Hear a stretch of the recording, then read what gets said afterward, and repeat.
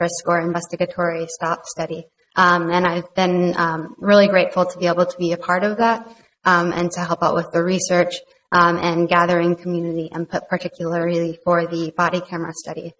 Kind of ancillary to my work with the commission, I've also been serving on one of the Office of Justice program committees along with Councilmember Palmisano. And then I've also tried to be out at community events to try to meet folks more, especially through the outreach committee. I would really like to continue serving on the commission for the next 2 years. I think we have a lot of good studies in the works, including one on how the police department can better serve folks who are experiencing a mental health crisis, to make sure that our officers have the resources and the skill set and the knowledge to best respond to those calls.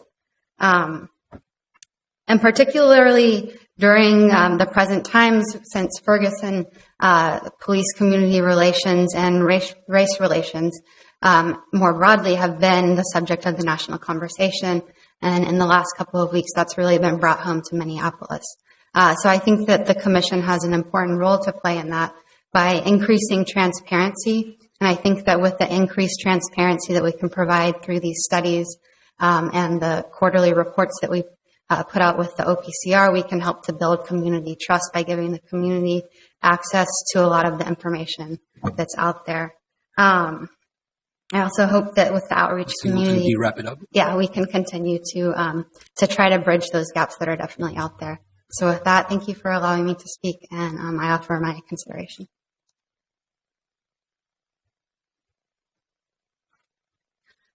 Hello, Chair Yang, council members. My name is Laura Westfall. I live in Ward 13, 4316 Colfax Avenue South. I take this job as a really heavy responsibility and try to give it always my best effort, and I hope that I've done that. I would like to continue to do that.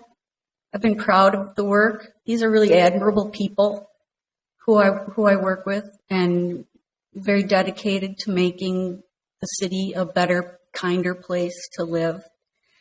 I was really proud of the work that we did this year, but I would like to say in the years to come, I have this growing list of topics to work on. And we have the chance right now to work on the national initiative to build trust and community trust and justice. I think that's really vital that we work on that. And that's a 3-year program. I think we have a really good chance of making things better with that.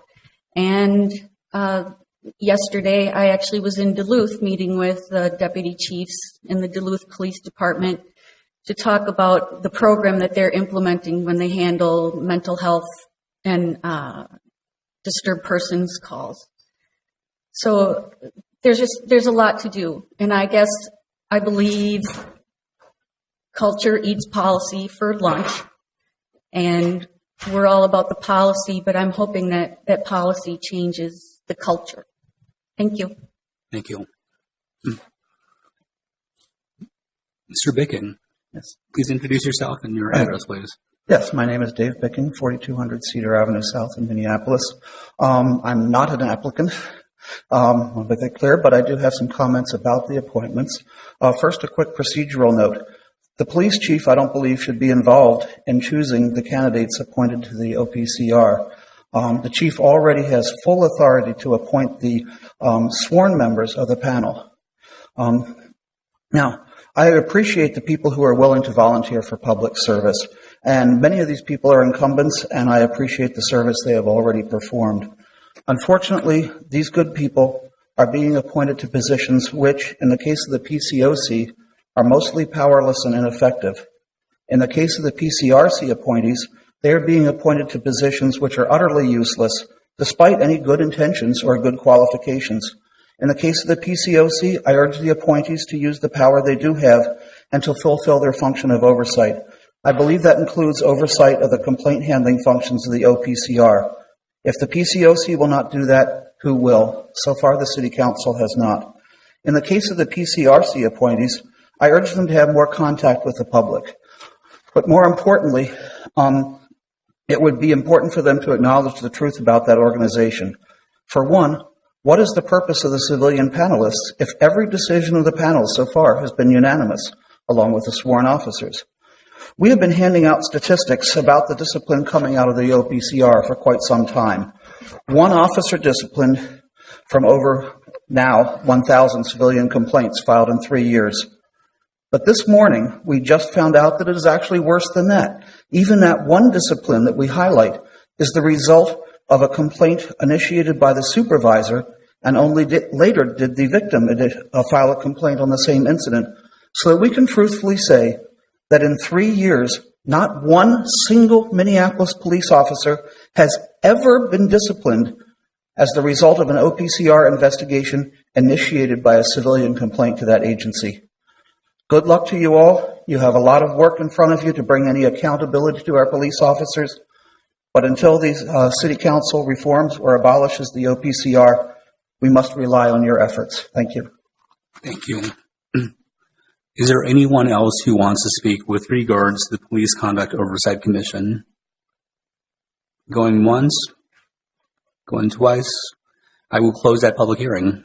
All right, so we've had 3 public hearings on Police Conduct Oversight Commission, Police Conduct Review Panel, and the Minneapolis Commission on Civil Rights. Council members, any comments, anything you want to add to this before we take a vote? Councilmember Gordon? Thank you very much. And I just wanted to note that I was the council representative on the review panels and the selection process. I really appreciated the work of civil rights staff and organizing the applications and that process that we went through. I thought it was very helpful. And I just wanted to clarify that this round, I believe the police chief and the police department were not involved in making recommendations on any of the applications. It was done only with the civil rights department, city council involvement, and the mayor's office involvement. Just to clarify that, I think that might be different than last round, but I wasn't a representative on the review process. And I think that worked out well. I'm actually very impressed with the applicants that we got, because there were some that it was a difficult decision to make, and I think I'll stand by the group's recommendation, I guess, as a good group participant in these things would do, and I'm happy to move this forward. Okay. Councilmember Gordon, I'm going to hold that off with comment from Councilmember Palmisano before I move forward with the motion, okay? Councilmember Palmisano. Thank you, Mr. Chair. Clearly, we get a lot of applicants, and all these board and commission appointments remind me of just how many of our local residents volunteer to be part of solutions. I'm very grateful. I think I can say that on behalf of all of us. I would just wanted to say thank you. It's clear that there are many strengths here with the people that have volunteered to come forward here. Someone mentioned, Ms. Westfall mentioned, that this is a job. I see it more as a vocation and an unpaid one at that, one that isn't often valued, but is desperately needed. As we just heard, often the praise that we just heard here at the end is all that you might get in return. From being there to see these commissions consider body camera protocol and so thoughtfully, from meeting local appointments in my neighborhood and being part of the OJP effort, I just want to say how much I appreciate your dedication to this steadfast direction on improvements. So just wanted to extend that thanks from here to you. Thanks. So Councilmember Gordon, I apologize, but just wanted to, do the preliminary comments before we take your motion. And so there's a motion before us to approve the recommended appointments here for the Police Conduct Oversight Commission, the Police Conduct Review Panel, and the Minneapolis Commission on Civil Rights. Any discussion, council members? I just want to make one clarifying point, and this is not to pick on anybody, although I'm going to name the name. So Andrea Brown had mentioned that she's seeking appointments for or reappointments and appointment to the chair, and I don't believe that we have any authority to pick the chairs in that regard. So it's going to be up to the Police Conduct Oversight Commission members to pick who the next chair or vice chair is going to be. And so just a matter of clarification. But outside of that, again, I do want to echo Councilmember Gordon and Palmisano's points, which are that, sometimes, these positions are very thankless. I mean, they're unpaid, but, we want to just extend our gratitude to all the folks who are willing to serve. So thank you. Councilmember Gordon. Not to contradict my colleagues here, but I do believe that if you're on a review panel, you do get $50 each time you review. Is that correct? Great. Yes. Even So, better. Okay. and I think it's what we often talk about the kind of compensation and what groups and commissions get, and so there are some that do. Okay, great. Right. Seeing no more discussion, council members, all those in approval of Councilmember Gordon's motion to move for recommendation of these appointments, please say aye. Aye. Any opposed? Okay, the motion carries. Thank you. Right. The next three items are consent items. Item number 2 is detox van services contract with Hennepin County. The third item is bomb disposal unit grant award. Fourth item is bomb security services contract amendment with Minnesota Timberwolves. Council members, any discussion on that? All right, hearing none, I will move for approval of all three items. All those in approval, please say aye. Aye. Any opposed? All right, the motion carries on that. The fifth item is a discussion item with regards to Contract Compliance Division 2015 third quarter report, and hopefully this will go pretty quickly. All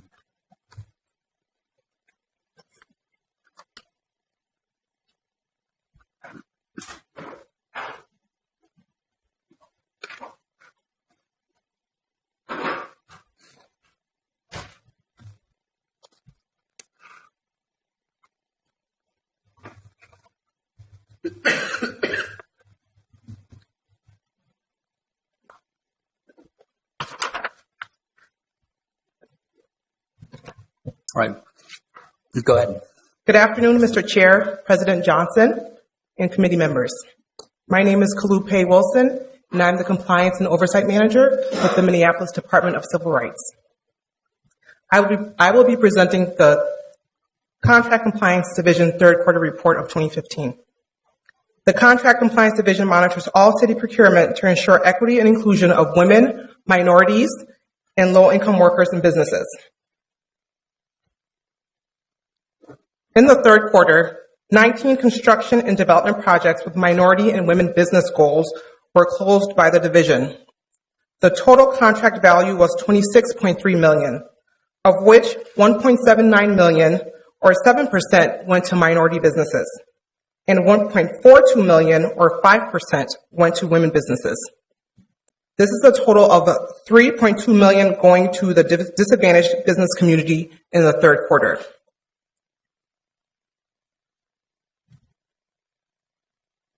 This slide displays a comparison of minority and women business inclusion for 2013, 2014, and the first 3 quarters of 2015.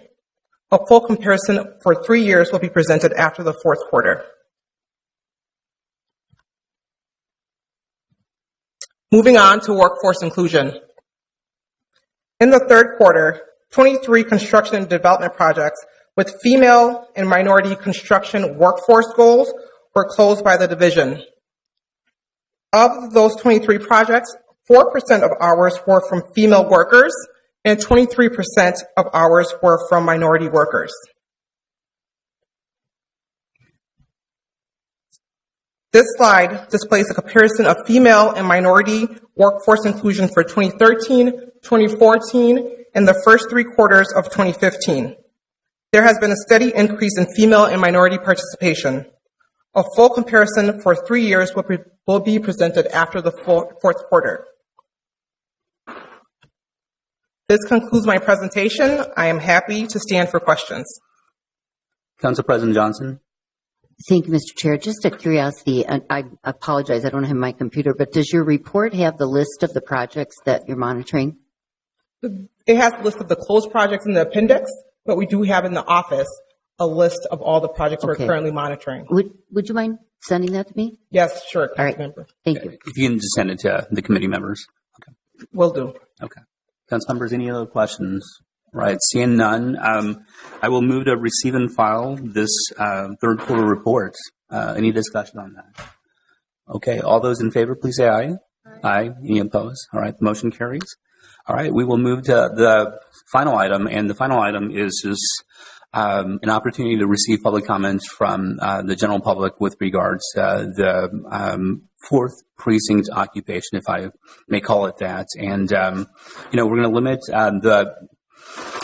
the comments at 3 minutes a person, and we're going to run until 3:20 or just 1 hour, and then we're going to cut it off. After that, I will let council members know with regards to this, we are not going to take any sort of action. We are just going to hear from the community.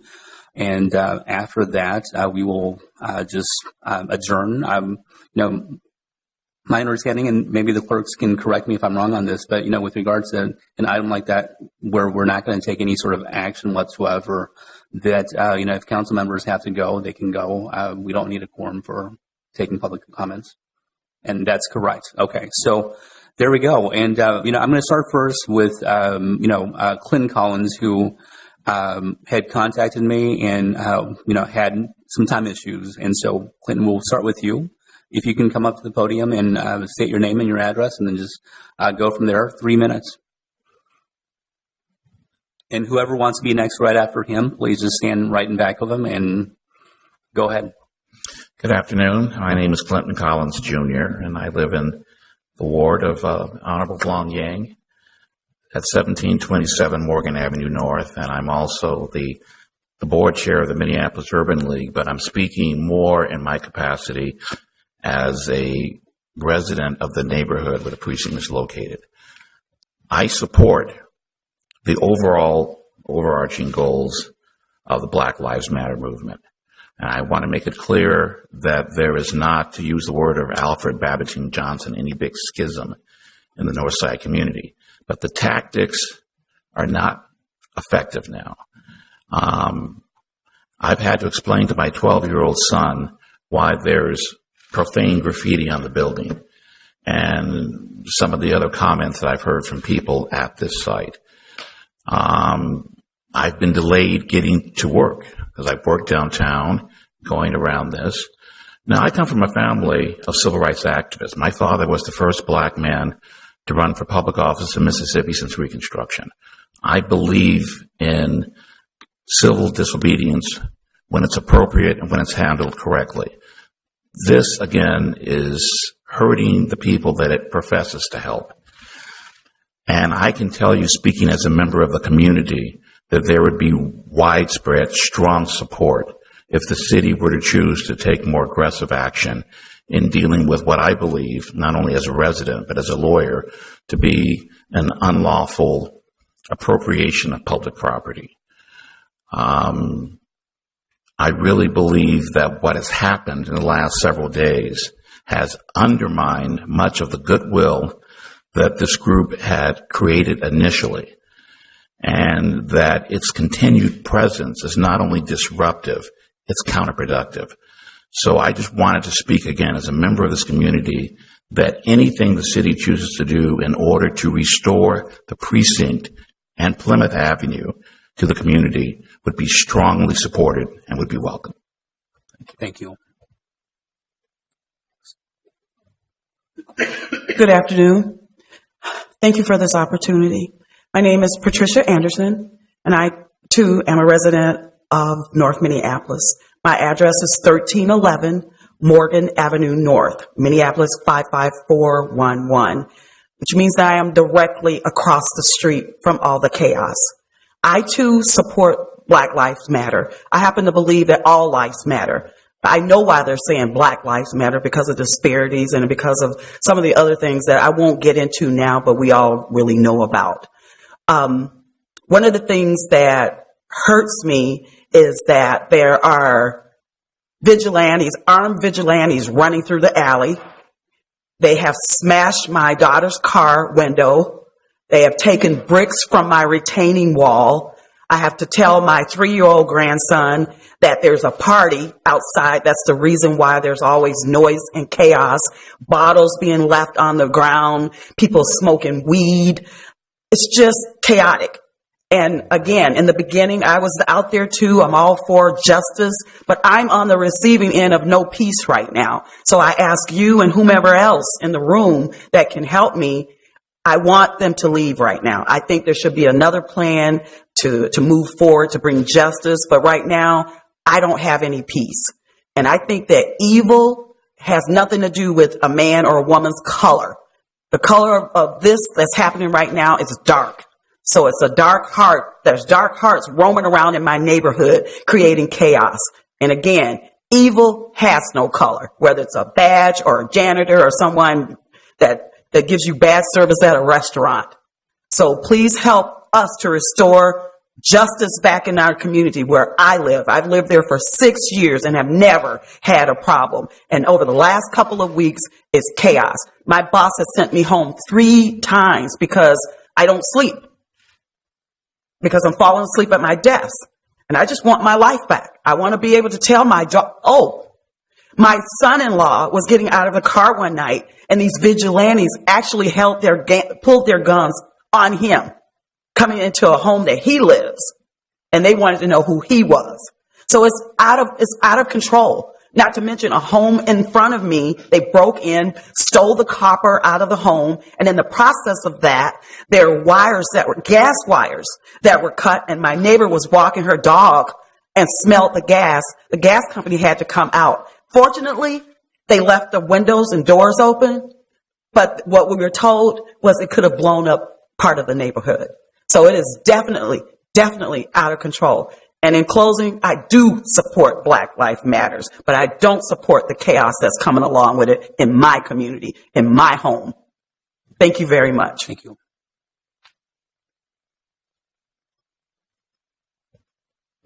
Hello. My name is Martha Schotlane. I am going on my 13th year living in North Minneapolis. I live approximately, if I count the blocks, about a mile from the 4th Precinct.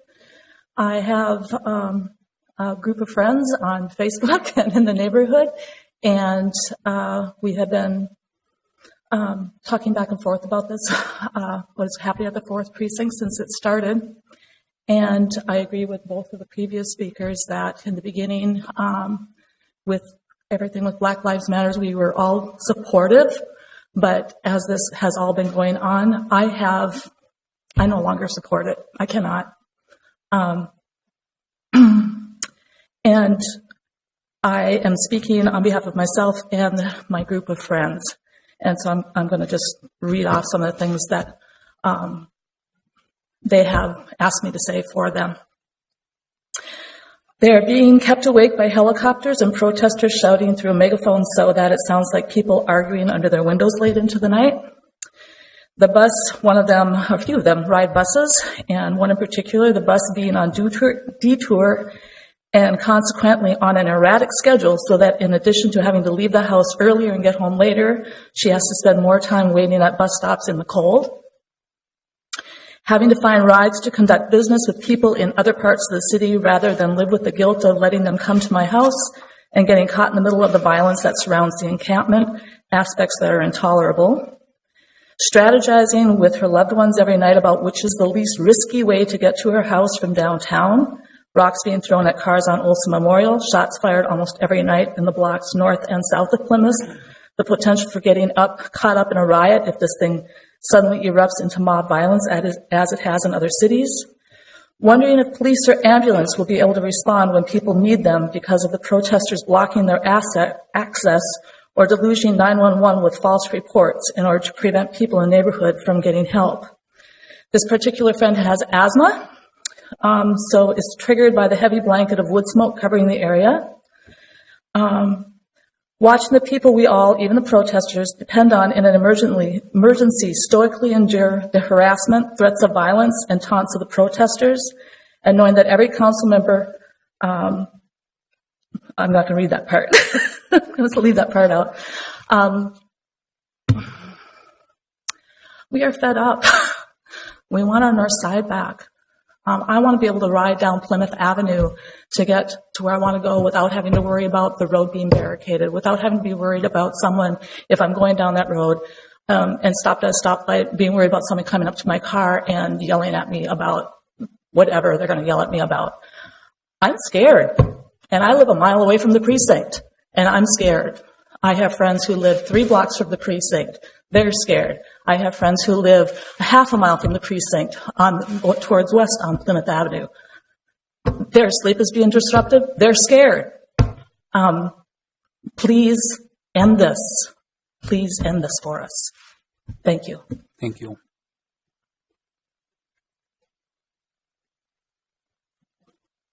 Dave Picking, 4200 Cedar Avenue South. I didn't really come prepared to speak about this issue, but just about the appointments.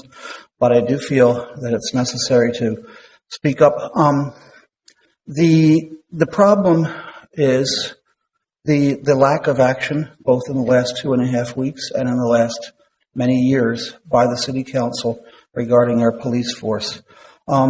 It's now been 2.5 weeks since the shooting of Jamar Clark.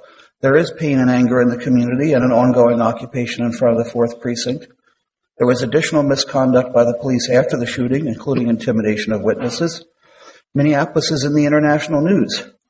There has been a lack of information, including information that has been withheld in violation of the Minnesota Data Practices Act, and believe me, we've tried to get that through the regular channels. But this committee has taken no action in response, and the City Council has taken no action in response so far. I think it would be good for you to set an actual public hearing where people have a chance to prepare and to come with their comments. It's unfortunate that your next meeting is not for another 5 weeks. That action really should have been taken at your previous meeting so that there could have been the proper public hearing. But it looks terrible. This is the first actual action by the City Council about this. It may seem odd for me to speak about setting an actual public hearing since I was at your last City Council meeting, and I don't generally like to go against the generally accepted rules. But this is a very urgent and critical situation. As I say, we're in the international news. This is a crisis here, and people before me have expressed how it is a crisis. But the City Council now has not done anything. I would urge this committee before you adjourn to set a public hearing for your next meeting, or better yet, to call for an adjourned meeting of this committee where you can give the required 3 days notice and have some hearings or some action or discussion at a meeting held as early as the beginning of next week. Those are things that you could do. In the meantime, I hope the city will take action to resolve some of the problems, release some of the information they are required to release. I know they aren't required to release it all, but until the city takes some action that resolves some of these complaints, this crisis is going to continue with whatever effects it has on people. I worry about the protesters seem to be being blamed for many of the things. The helicopters. There is not a single protester in a helicopter in the city bothering the residents. That is not their fault. The safety has been pointed out that they're not safe there because of the white supremacists who came and shot 5 people. This is not the fault of the protesters, and it's not something that they should be required to stand down because of the actions of other people. So I believe it is important for them to continue that occupation. I support them in that until there is actual justice. Thank you. Thank you.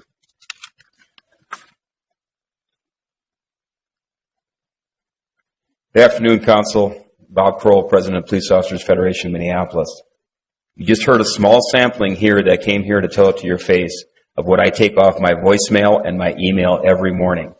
The real citizens that are being deprived of public safety in the 4th Precinct are crying to me for help because they've lost faith in you. They've lost faith in the mayor. They've lost faith in the police administration.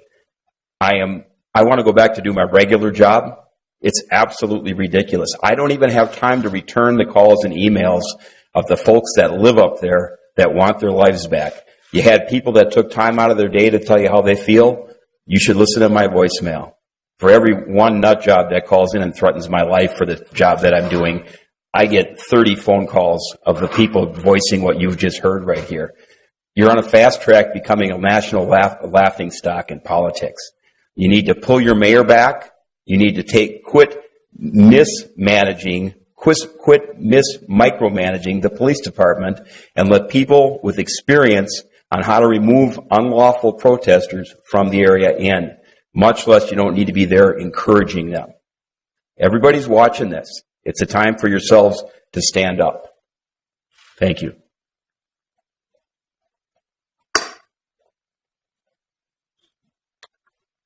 Good afternoon, committee members, council members. My name is Corbin Cannell. I live in the 5th Ward on the 700 block of Queen Avenue. I'd like to ask the clerk, if possible, to to distribute a document that I printed for this purpose. I appreciate the opportunity to come here today to speak to you about what's going on in the 4th Precinct. I can't really add anything more to what Mr. Collins or Ms. Anderson or police officer, whom I don't know, or the other folks who've spoken, except with the exception of Mr. Pickman. He lives in a world of abstraction, and I'm afraid that some of the council members, with the notable exception of my council person, Mr. Yang, and Ms. Johnson, do not have an understanding whatsoever of what it means to live on the north side of Minneapolis. Take a look at the document in your hands. The document in your hands is painted in blood. It is a record of the ShotSpotter reports that have arisen over the last 5 months in this city. At this point in time, the mayor and the chief of police have tied the hands of the 4th Precinct police officers who do everything possible to stop that. And that is the most important issue that is facing our part of town. Untie the hands of the police. If the evidence after a proper investigation points to misconduct on the part of 2 officers or 1 officer, let the rule of law take its course and prosecute them. Give them a fair hearing, but prosecute them if the evidence warrants it. This city is a laughingstock because the mayor has no backbone. The chief of police has no backbone. You have turned over a public building to a group of anarchists and individuals who are using it for their own political gain. You have met the demands, many of which were reasonable, and the